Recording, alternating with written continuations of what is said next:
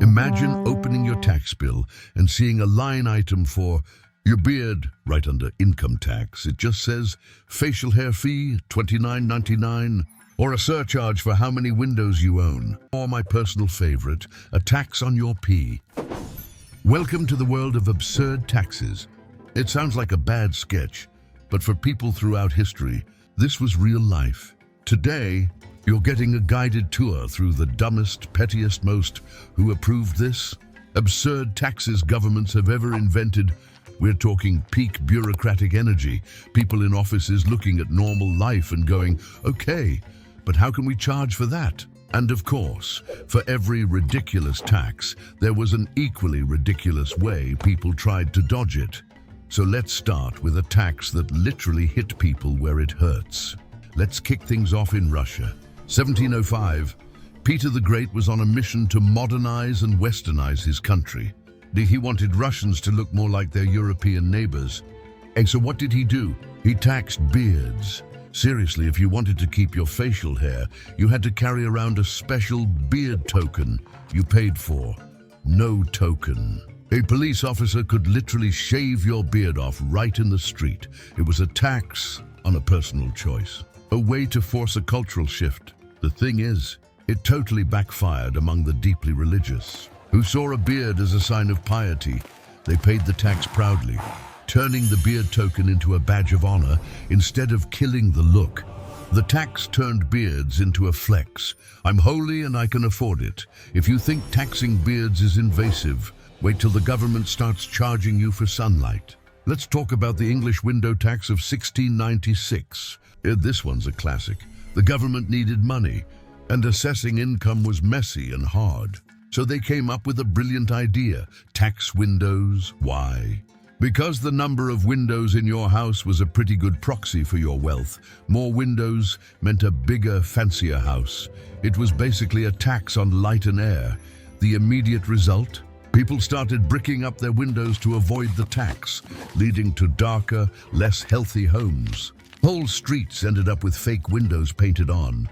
It shows how a clever-sounding tax can literally make people's lives worse, and how fast people will redesign their homes just to stop paying. Think that's absurd. Let's upgrade from sunlight to something even more uncomfortable: bathroom breaks. Now, for one of the oldest and most famous absurd taxes, ancient Rome, under Emperor Vespasian, he needed to fund massive public projects like the Colosseum. And he found a revenue stream nobody else had considered: urine. Rome had public urinals, and the urine collected was valuable because it was used in tanning leather and even as a cleaning agent for laundry. Yes, really. So Vespasian slapped a tax on the collection of urine.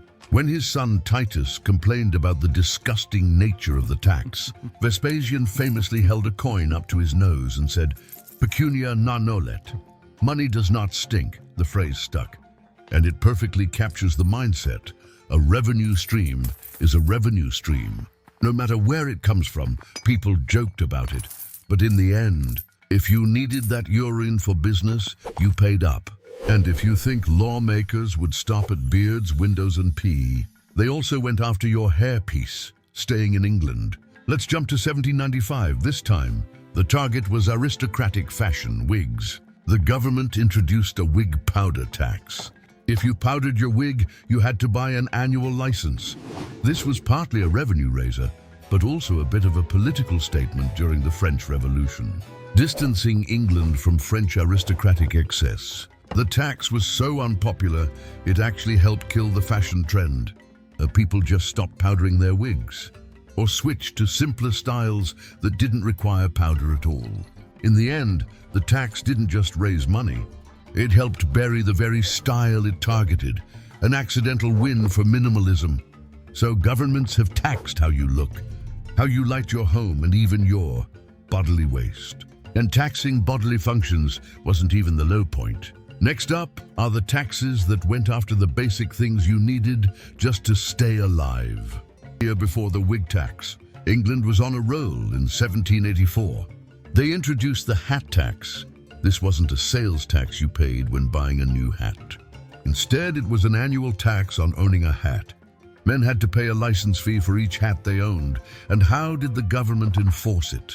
They made hat sellers become tax collectors. Every hat had to have a stamp on its lining, and officials could stop you in the street to check if your hat was properly taxed. It was a wild invasion of privacy and a tax on a fundamental item of clothing.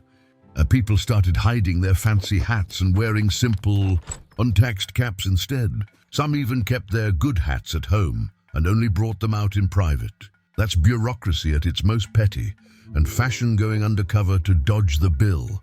And if you can tax the hat on someone's head, why not the house around that head?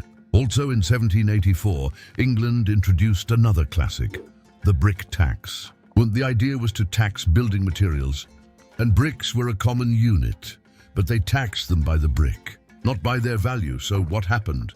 Builders immediately started making bigger, thicker bricks.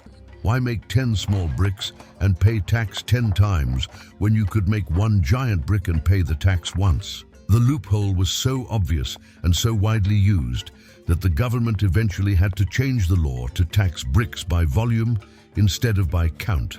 In the whole episode shows how quickly people will find ways to game a tax system and how a clumsy tax can reshape an entire industry.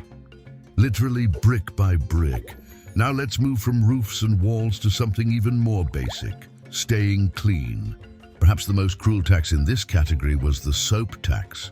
From 1712 to 1853, England taxed soap. Making cleanliness a luxury item had devastating public health consequences, especially for the poor. It's no coincidence that this period overlapped with major cholera outbreaks. The tax made soap so expensive that many people simply couldn't afford it. This was a tax on health and hygiene that lasted for over 140 years, proving how stubborn a bad tax can be once it's in place. People stretched bars of soap as long as they could, watered it down, shared it among families, or turned to cheaper, less effective homemade substitutes. Dodging the tax often meant gambling with your health. And if you want to see a tax that helped light the fuse of a revolution, look at salt. We can't talk about survival taxes without mentioning the French salt tax, the gabelle. This was a pre-revolutionary tax that required every person above the age of 8 to buy a minimum amount of salt from the royal monopoly at a hugely inflated price. Salt was essential for preserving food, so this was a tax on simply staying alive. Its injustice and burden on the poor were so infamous that it became one of the major grievances leading to the French Revolution. People smuggled salt, bought it on the black market, and tried to avoid the royal monopoly whenever they could. When a tax on a basic mineral helps spark a revolution that overthrows a monarchy, you know you've hit peak absurdity. These survival taxes pushed people to the edge, taxing hats, homes, cleanliness, and even the salt that kept food edible. All of these oddball taxes raise a bigger question. What do they reveal about how and why tax systems are built the way they are?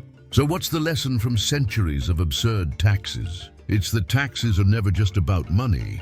They're a reflection of what a society values, fears, and has the power to control. The pattern is clear. A tax starts with a reasonable sounding idea, but over time, the need for revenue can twist it into something bizarre. Understanding this history is the best defense against modern absurdities. It helps you spot when a tax is more about convenience for the tax collector than fairness for the taxpayer. What's the weirdest tax you've encountered where you live? Share it in the comments below. Me make more soon. Subscribe for more wisdom. Garucha vanish now. Gurucha vanish now!